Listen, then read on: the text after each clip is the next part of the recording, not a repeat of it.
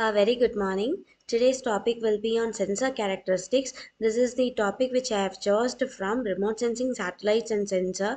This is the unit which comes under the subject GIS and remote sensing. This comes for third year and fifth semester. Before going into the session, I'd like to have a small recap at the previous classes. As we all know that we have seen something about remote sensing. Remote sensing is nothing but the data which has been collected without any physical contact from a very far away distance.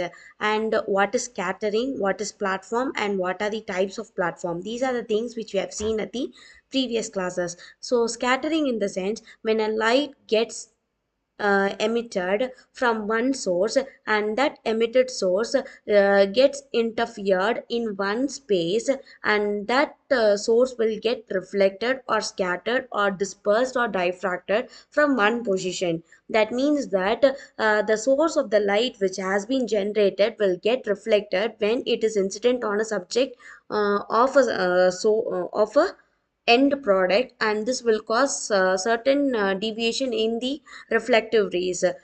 This consideration is said to be a scattering, and the platforms of which are used for collecting these kinds of scattered rays and absorbing them in order to collect those data wherever it is going to be applicable. And the sum of the types of platforms will be airborne, spaceborne, and also the base stations. These are the things which you have seen at the previous class. Today we will see something about sun synchronous orbit. Sun synchronous in the sense from the name itself, it is very clearly known that the orbit is point in center point of sun. The earth rotates in the constellation of sun. That means that it rotates around the sun with the point of sun in center, and the rotation of the earth will always depend upon sun.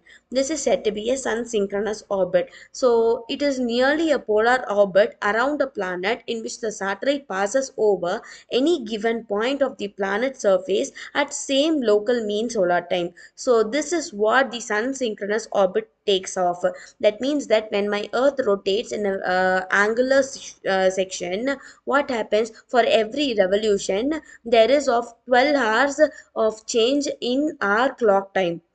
After 12 hours we will face night time, and after completion of 24 hours we will face sun time. That means that we are going to face the sun for every 12 hours after its completion. It is a very cyclic motion where there is going to be in consideration of the sun. So that is what we say it as an heliosynchronous orbit. That means that it is dependent over sun or a center point where every part will get rotated only depending over the orbit that is available.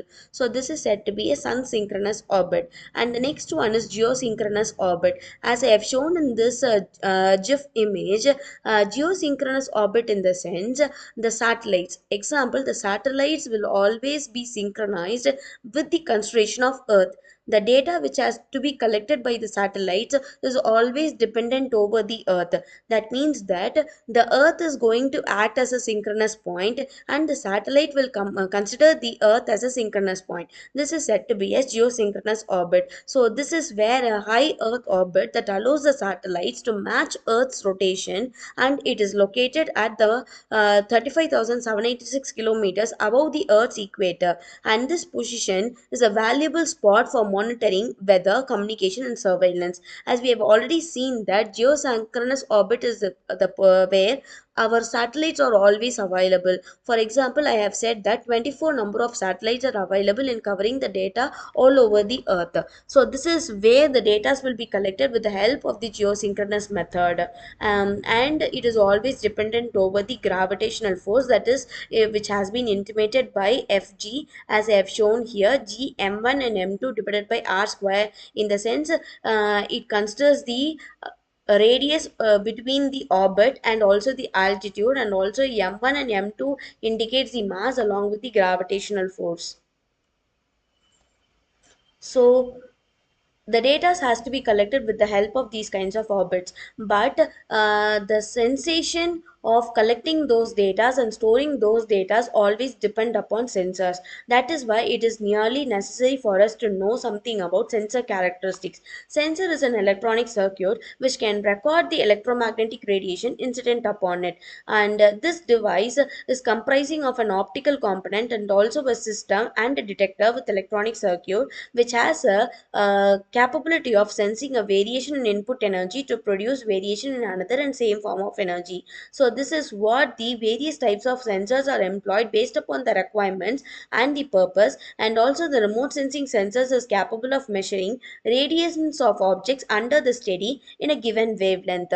So these are the components that are involved in a sensor. It consists of a system to receive the radiation from the pixel and a telescope, and the main objective is this, that we have to receive the radiation from the pixel and a telescope. After the receiving the day radiation, we have to calibrate the source, and then it has to be converted with the help of a spectrometer. These data will be amplified and then recorded with the help of a recording system. These are the important components that are involved in remote sensing. So the classification of remote sensing sensors, as we always know that remote sensors could be broadly classified into passive and active sensors. Passive sensors are the one which sense the natural radiation or either emitted or reflected from the earth with the help of natural source of energy. This process is said to be as passive remote sensing. In this, the electromagnetic radiation of a specific wavelength or a band of wavelength is possible of generating with the help of the natural radiation. For instance, the natural radiation that will be available or considered will be the sunlight generated by the sun. The interaction of this radiation with the target could then be studied by sensing the scattered radiation from the targets. Such sensors always provide us an electromagnetic radiation, which is also otherwise known as active sensors. If the source of the light energy involved in collecting these kinds of data are generated by the satellite itself, then it is said to be as active sensors. So these are the two kinds of remote sensing sensors that are usually used under satellite. So this is what I have prepared for today's class. See you at the next class. Thank you.